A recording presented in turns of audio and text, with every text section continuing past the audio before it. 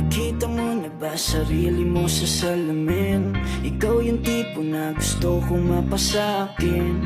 At kung makuha kay wala na kong mahihiling. Habang buhay kitang aalagaan at mamahalin. At wag na wag mong malitin ang sarili mo. Di mo ba alam marami kaming nababaliw sa'yo? Hindi mo kailangan ng kolorete sa iyong muka. Wala na rin namang epekto yan kasi ikaw na nga ang